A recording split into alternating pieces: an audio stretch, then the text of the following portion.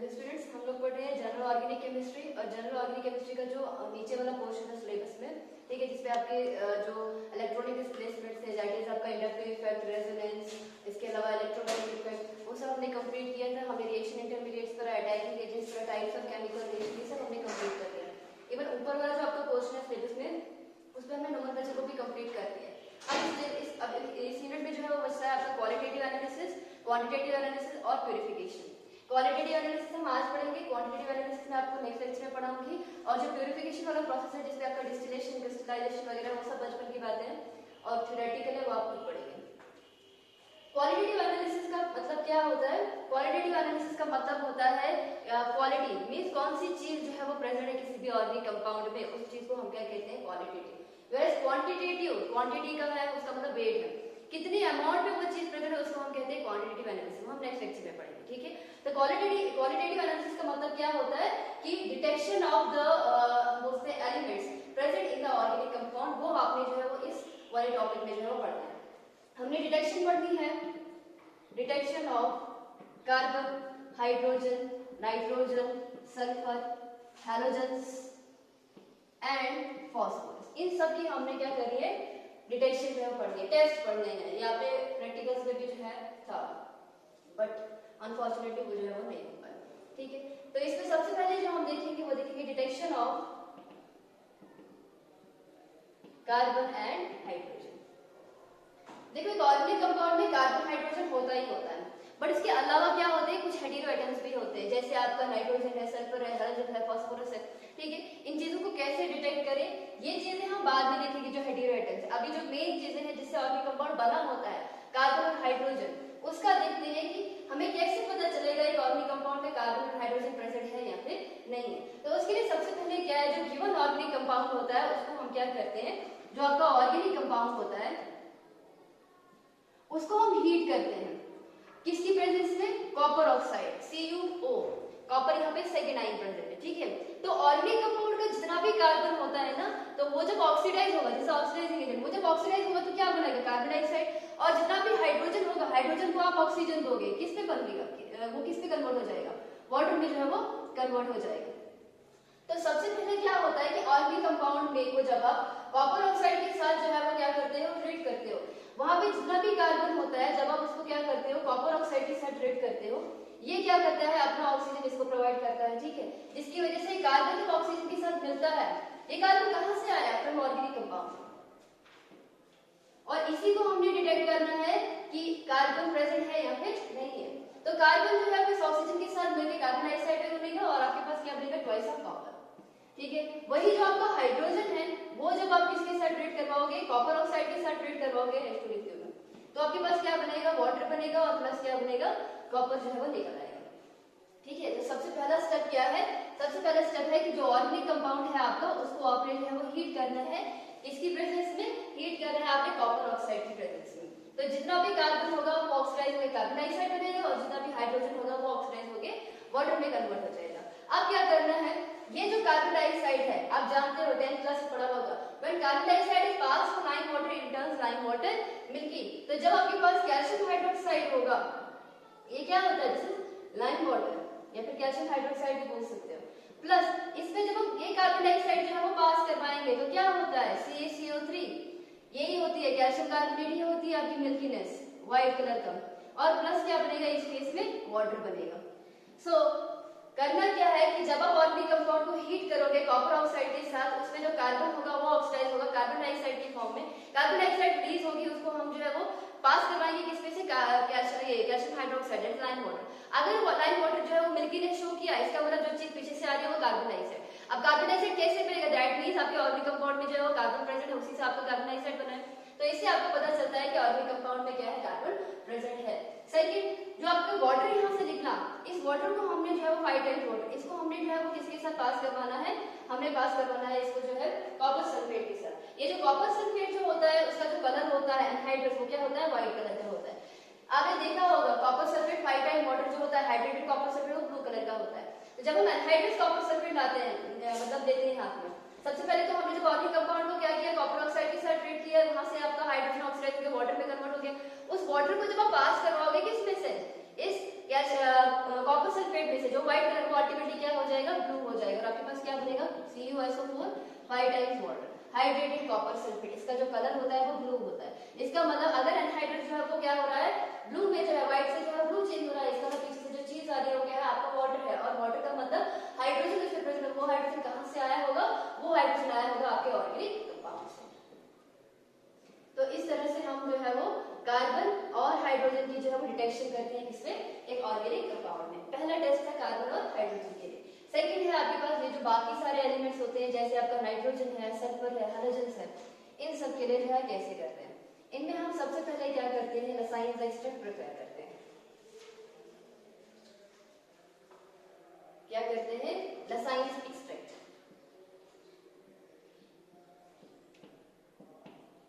लसाइंस extract को हम जो है वो सोडियम फ्यूजन एक्सट्रैक्ट भी कहते हैं, सोडियम फ्यूजन एक्सट्रैक्ट। इसमें क्या होता है, आप एक टेस्ट ट्यूब लेते हैं, फ्यूजन ट्यूब लेते हो। फ्यूजन ट्यूब क्या होती है, पतली सी ट्यूब होती है जो टेस्ट ट्यूब से बहुत ज्यादा छोटी होती है और उसका जो डायमीटर भी होता है वो बहुत ज्यादा कम होता है। तो जब आप क्या करते हो, उसमें आपने क्या लेना है, फ्यूजन ट्यूब में आपने जो है थोड़ा सा सोडियम लेना है, ठीक है। उस सोडियम को क्या करना है, थोड़ा सा हीट करना है जब तक वो सोडियम जो है वो मेल्ट ना हो जाए। फिर उसमें आपने जो है वो ऑर्गेनिक कंपाउंड डाल देना है। उस ऑर्गेनिक कंपाउंड में आपने डिटेक्शन करनी है, या तो करनी होगी नाइट्रोजन की, या तो सल्फर की, या तो हैलोजन की, या तो फास्फोरस की। कोई भी आपका ऑर्गेनिक कंपाउंड होगा उसमें से, इन सब में से कोई भी एलिमेंट उसमें प्रेजेंट हो सकता है। वो ऑर्गेनिक कंपाउंड आपने जो है वो सोडियम के अंदर डाल देना है, ठीक है। फिर इसको दोबारा से हीट करना है जब तक वो क्या हो जाती है, रेड हॉट नहीं हो जाती है। फिर क्या करना है आपने, मीनवाइल आपने एक हम बोलते हैं चाइना डिश लेनी है, और उस चाइना डिश में आपने क्या करना है, वाटर जो है वो लेना है 220 10 ml तक जो है आपने लेना है। फिर क्या करना है, वो जो फ्यूजन ट्यूब होती है उसको जो है उसमें जो है वो तोड़ना है, क्रश करना है। उसके अंदर डालोगे, कभी कभी तो ऐसा होता है इतनी ज्यादा वो गर्म होती है तो वो खुद ब खुद जो है वो टूट जाती है। अगर नहीं टूटेगी तो आपने जबरदस्ती उसको जो है वो तोड़ना है। तो जितना भी आपका जो फ्यूजन ट्यूब के अंदर जितना भी एक्सट्रैक्ट होगा वो क्या आ जाएगा, उस वाटर के साथ जो है वो मिल जाएगा। और वहां पे क्या होगा, फ्यूजन ट्यूब का वो जो कांच होगा, वो जो आपका आपने तोड़ा होगा, वो भी उसमें जो है प्रेजेंट होगा। फिर क्या करना है, आपको उसको फिल्टर करना है। ये नीचे फिल्टरेट आएगा, that filtrate is called as lysins extract, या फिर इसको हम क्या कहते हैं, सोडियम फ्यूजन एक्सट्रैक्ट कहते हैं। और उसी सोडियम फ्यूजन एक्सट्रैक्ट जो है उसके ऊपर आपने क्या करना है, आप नेक्स्ट काम करना है, ठीक है। तो दोबारा बताती हूँ, एक बर्नर है, ठीक है, आपने एक फ्यूजन ट्यूब लेनी है। उस फ्यूजन ट्यूब में आपने क्या लेना है, थोड़ा सा सोडियम लेना है, उसको हीट करना है जब तक ये मेल्ट ना हो जाए। फिर इसी के अंदर आपने क्या करना है, ऑर्गेनिक कंपाउंड डालना है। फिर से इसको हीट करना है जब तक ये क्या हो जाए, रेड हॉट ना हो जाए। फिर आपने एक चाइना डिश लेनी है, उसमें क्या लेना है, पानी लेना है, और इस फ्यूजन ट्यूब को उठा के जो है इसके अंदर जो है वो क्रश करना है। क्रश करने के बाद इसी पानी को आपने क्या करना है, फिल्टर करना है। जब फिल्टरेट आएगा उसको हम कहेंगे लसाइंस एक्सट्रैक्ट, या फिर सोडियम फ्यूजन एक्सट्रैक्ट भी इसको कहते हैं। अब उसी सोडियम फ्यूजन एक्सट्रैक्ट जो होता है उसके अंदर क्या होता है, बेसिकली अगर आपका सोडियम जो आपने फ्यूजन ट्यूब में लिया, ऑर्गेनिक कंपाउंड में अगर आपका नाइट्रोजन प्रेजेंट है, कार्बन ऑलरेडी ऑर्गेनिक कंपाउंड में प्रेजेंट होता है, प्लस नाइट्रोजन अगर प्रेजेंट है, तो सोडियम फ्यूजन में क्या हो जाता है, वो जो होता है वो कन्वर्ट हो जाता है NaCN में, दैट इज सोडियम साइनाइड। जो आपका फ्यूजन होगा, दैट इज आपका लसाइंस एक्सट्रैक्ट होगा, उसमें नाइट्रोजन किस फॉर्म में होगा, NaCN के फॉर्म में होगा। उसके बाद अगर आपके पास जो है वो क्या होगा, सल्फर होगा, तो सल्फर जो होता है जब सोडियम के साथ मिलता है तो वो क्या बनाता है, वो बनाता है आपको सोडियम सल्फाइड। और अगर आपके पास क्या होता है, अगर आपके पास जो है वो हैलोजेंस होते हैं, तो जो हैलोजेंस होते हैं वो क्या करते हैं, वो बनाते हैं आपके पास सोडियम हैलाइड NaX के फॉर्म में। फास्फोरस के ऊपर ये टेस्ट अप्लाई नहीं होता है, वो सिंपल ऑर्गेनिक कंपाउंड के ऊपर जो है काम करते हैं। सोडियम एक्सट्रैक्ट में खाली जो है वो नाइट्रोजन, सल्फर और हैलोजेंस आएंगे, ठीक है। तो जब आप सोडियम एक्सट्रैक्ट जो है वो बनाते हो, उसमें नाइट्रोजन जो है वो इस फॉर्म में होता है, सल्फर इस फॉर्म में होता है, और जो आपका हैलोजन है वो इस फॉर्म में होता है, ठीक है। ऑर्गेनिक कंपाउंड में जितना भी हैलोजन है वो सोडियम के साथ मिलकर जो है वो ये बनाता है। ऑर्गेनिक कंपाउंड में जितना भी सल्फर होगा वो सोडियम के साथ मिलकर ये बनाएगा। ऑर्गेनिक कंपाउंड में जितना भी नाइट्रोजन होगा वो इस कार्बन के साथ नाइट्रोजन सोडियम के साथ मिलकर क्या बनाएगा, NaCN बनाएगा। अब हमने सबसे पहला जो टेस्ट करना है, सोडियम एक्सट्रैक्ट बना दिया सबके लिए, अब हम करेंगे टेस्ट फॉर नाइट्रोजन के लिए।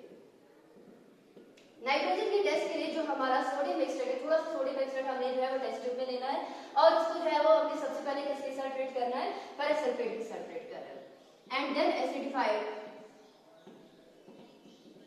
Acidified with sulphuric acid H2SO4, ठीक है। दैट इज पहले हमने जो है वो फेरस सल्फेट के साथ इसको ट्रीट करना है, और बाद में किसके साथ ट्रीट करना है, सल्फ्यूरिक एसिड के साथ ट्रीट करना है।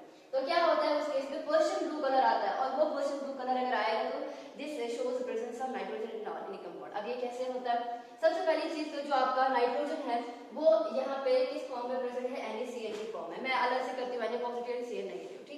ये जो आपके पास Cl नेगेटिव होगा दैट इज कहां से आया, ये आया आपका सोडियम एक्सट्रैक्ट। आपने क्या किया, पहले सोडियम एक्सट्रैक्ट बना लिया।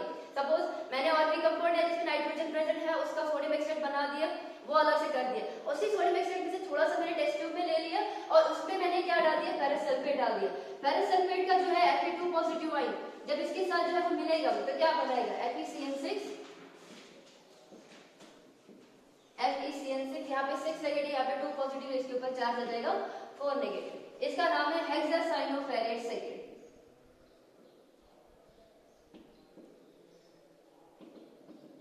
Hexacyanoferrate second. जब ये चीज बन जाती है तो होता क्या, मैंने क्या बोला पहले ferrous sulphate then acidified with sulphuric acid. तो जब हम सल्फ्यूरिक एसिड इसमें बाद में डालते हैं, पहले जब ये बनाया तो ये रिएक्शन होती है। जब सल्फ्यूरिक एसिड डालते हैं तो इसमें से ये जो आयरन है वो किस फॉर्म में है, वो Fe2 पॉजिटिव फॉर्म में। देखो यहाँ पे इसके ऊपर चार्ज -6 है, आयरन के ऊपर चार्ज x सपोज करो निकालना है, प्लस इसके ऊपर चार्ज 6 इनटू साइनाइड के ऊपर चार्ज होता है -1। ठीक है, या फिर रिडॉक्स में पड़ा होगा चार्ज कैसे निकालते हैं। ओवरऑल चार्ज कितना है आपके पास -4। चार्ज इसको ऐड करके इक्वल टू करना है अपने ओवरऑल चार्ज, तो जिसका भी निकालना होगा x - 6 = -4, x = -4 + 6 that is x = +2। तो इस वाले ऑर्गेनिक कंपाउंड में जो आपका आयरन है वहां पर जो आपकी ऑक्सीडेशन स्टेट है वो कितनी है, +2 है। तो जब आप H2SO4 इस पे डालते हो, कुछ आयरन जो होता है वो ऑक्सीडाइज होता है किसमें, Fe3 पॉजिटिव आयन में। तो ये जो आपके पास कंपाउंड है दैट इज FeCN6 4 नेगेटिव, वो क्या करता है, वो इस Fe3 पॉजिटिव आयन के साथ क्या करता है, रिएक्ट करता है। ये Fe3 पॉजिटिव आयन कहां से आया, ये आया जब आप जो है इसको इसके साथ ट्रीट करोगे, इसको जो है वो सल्फ्यूरिक एसिड के साथ जो है वो ट्रीट करोगे। इसको आप जो है वो 4 टाइम लिखोगे, इसको आप जो है वो 3 टाइम जो है वो लिखोगे। तो आपके पास प्लस अगर आप क्या करोगे, इसमें जो है वो वाटर का जो है ऐड करोगे that is x times water जो है अगर आप इसमें डालोगे तो आपके पास बनेगा Fe4। देखो ये वाला Fe4 बाहर, Fe4 ये वाला ऐसे ही लिखो FeCN6 और यहाँ पे लिखोगे आप 3 टाइम्स। ठीक है, FeCN6 ये आगे अंदर क्या है आपका साइनाइड है, बाहर से मैंने यहाँ ब्रैकेट लगाई Fe4 FeCN6 और पूरा आ जाएगा इसके ऊपर 3 और क्या आ जाएगा इस पे x टाइम्स वाटर। और इसी का कलर क्या होता है, इसका कलर होता है ओशन ब्लू कलर। तो क्या करना है कि सोडियम एक्सट्रैक्ट जो है या साइंस एक्सट्रैक्ट जो है जिसमें आपका जिसका आपका nitrogen present in the form of NaCl, उसको सबसे पहले फेरस सल्फेट के साथ ट्रीट करोगे, फेरस सल्फेट का Fe2 पॉजिटिव आयन के साथ ये मिल जाएगा, आपके पास बनेगा हेक्सासाइनोफेरेट सेकेंड। फिर इसी में डालोगे सल्फ्यूरिक एसिड, इसमें से कुछ आयरन जो है वो Fe3 पॉजिटिव आयन में कन्वर्ट हो जाएगा। फिर ये जो है उस Fe3 पॉजिटिव आयन के साथ मिलके क्या बनाएगा, एक कंपाउंड बनाएगा क्वेश्चन ब्लू, जिसका कलर होता है, अगर क्वेश्चन ब्लू कलर आया दैट मींस आपका नाइट्रोजन जो है वो प्रेजेंट है। ठीक है, तो ये था आपका test for the nitrogen. Next हम देखते हैं टेस्ट फॉर सल्फर।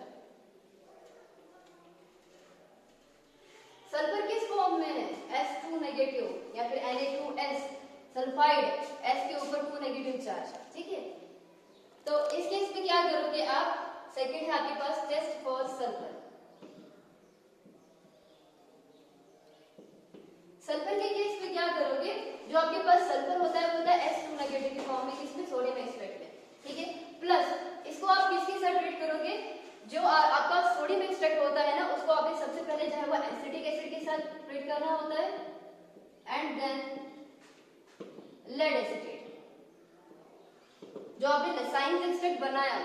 ठीक है, सोडियम के साथ जो है आपने ट्रीट किया उस ऑर्गेनिक कंपाउंड को जिसमें आपका सल्फर प्रेजेंट है, और उस केस में जो फिर आपका वो जो आपका सोडियम एक्सट्रैक्ट बना, उस सोडियम एक्सट्रैक्ट को आप क्या करोगे, एसिटिक एसिड के साथ ट्रीट करोगे देन लेड एसीटेट। तो लेड एसीटेट का जो आपका Pb2 पॉजिटिव आयन है वो इस साइंस एक्सट्रैक्ट के सल्फर 2 नेगेटिव आयन के साथ जो है वो मिलके क्या बनाएगा, PbS बनाएगा, और इस PbS का कलर क्या होता है, ब्लैक होता है।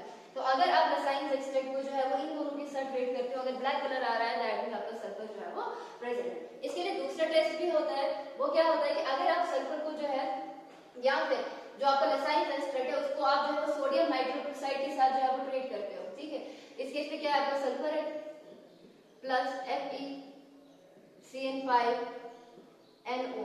ठीक है, FeCN5NO होता है और इसके ऊपर जो चार्ज होता है वो होता है 2 नेगेटिव। इसके बाहर एक्चुअली होता है ट्वाइस ऑफ सोडियम, Na2 होता है, यहाँ पे Na2 होता है। ठीक है, उसको हम कहते हैं सोडियम नाइट्रोक्साइड पर होता है, लेकिन मैं जो कैटाइन नहीं ले रही, मैं खाली वो पोर्शन दिखा रही हूँ जो साइंस एक्सट्रैक्ट के सल्फर के साथ जो है वो मिल रहा है। तो जो ये इसके साथ मिलेगा तो आपके पास बनेगा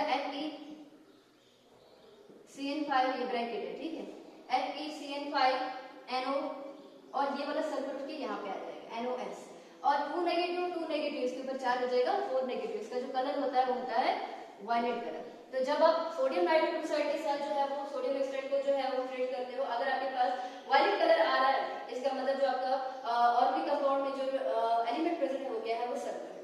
now next is test for halogens.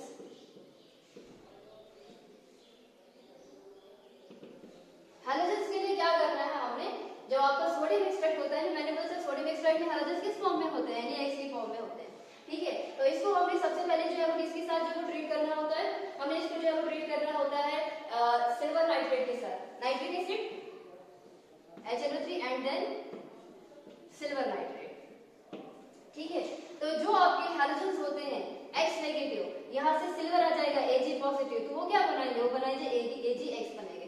फिर डिपेंड करेगा कि आपका X क्या है, आपका X Cl भी हो सकता है तो AgCl बनेगा, Br हो सकता है तो AgBr बन सकता है, और अगर आपके पास I होगा तो AgI बनेगा, ठीक है।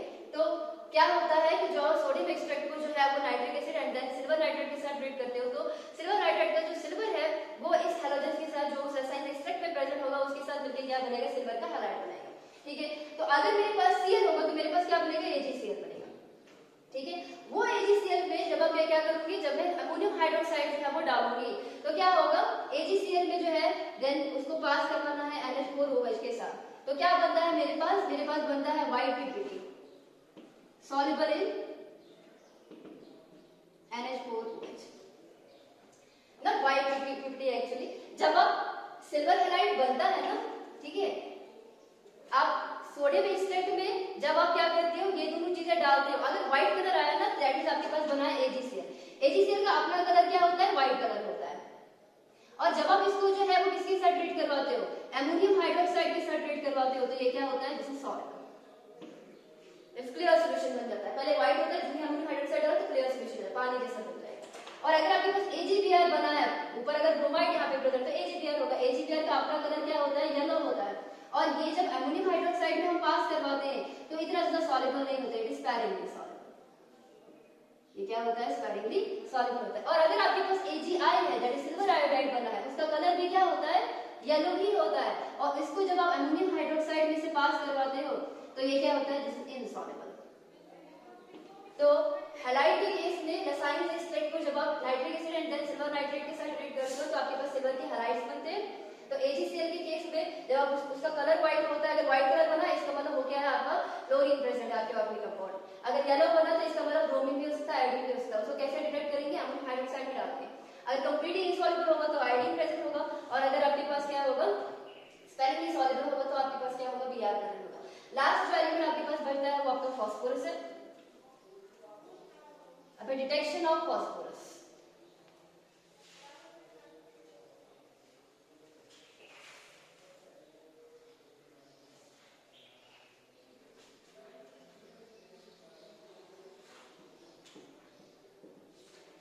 Detection of phosphorus.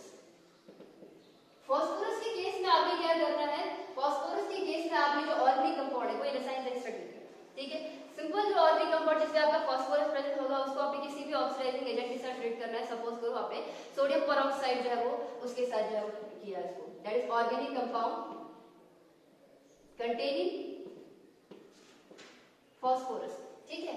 उसको आपने ट्रीट किया किसी भी ऑक्सीडाइजिंग एजेंट के साथ, फॉर एग्जांपल आपके पास है Na2O2, ठीक है, ये क्या है, सोडियम पेरोक्साइड। तो जो आपके पास ऑक्सीडाइजिंग एजेंट की प्रेजेंस में जो आपका फास्फोरस होगा जो उस ऑर्गेनिक कंपाउंड में प्रेजेंट होगा वो फॉस्फेट में चेंज होगा, क्योंकि मैंने सोडियम का इस्तेमाल किया तो वो किस में कन्वर्ट हो जाएगा, Na3PO4 में कन्वर्ट हो जाएगा, सोडियम फॉस्फेट में कन्वर्ट हो जाएगा। फिर उस सोडियम फॉस्फेट में हमने सबसे पहले क्या करना है, मैं इसको यहाँ पे देखती हूँ। अब टेस्ट आपका स्टार्ट हो गया, ये मैंने स्टार्ट में बोल दिया कि ये सोडियम फॉस्फेट बनता कैसे है, ठीक है। तो जो सोडियम फॉस्फेट है Na3PO4 उसको आपने जो है वो क्या करना है, नाइट्रिक एसिड के साथ जो है वो ट्रीट करना है, HNO3 3 टाइम्स लिखिए में, इसका 3H और इसके PO4 के साथ H3PO4 ये बनेगा, और आपके पास Na और NO3 ये बनेगा आपके पास 3 टाइम्स NaNO3, ठीक है। फिर ये जो आपके पास पहले आपने नाइट्रिक एसिड के साथ इसको जो है वो ट्रीट करना है, बाद में क्या करना होता है, बाद में इसको आपने जो है अमोनियम मॉलिक्यूलेट के साथ ट्रीट करना है, ठीक है, और नाइट्रिक एसिड दोबारा इसके साथ आपने ट्रीट करना है। जो आपके पास ये HCPO4 बना, इसको आपने जो है वो NH4 होल 2 टाइम्स MOO4, ठीक है, प्लस करना है HNO3, ये लिखो 12 टाइम्स और ये लिखो 21 टाइम्स। इसको मैं नीचे लिखती हूँ, ठीक है, अगर आपके पास जगह है तो आगे लिखो, अगर नहीं जगह है तो आप नीचे भी जो है वो लिख सकते हैं। तो क्या बनेगा इस केस में, जब आप ये जो है आपका HCPO4 है उसको आप अमोनियम मॉलिक्यूलेट के साथ जो है वो ट्रीट करते हो, प्लस आपके पास HNO3 के साथ ट्रीट करते हो, तो आपके पास जो रिजल्टेड कंपाउंड बनता है वो बनता है आपके पास अमोनियम फॉस्फोमॉलिक्यूलेट।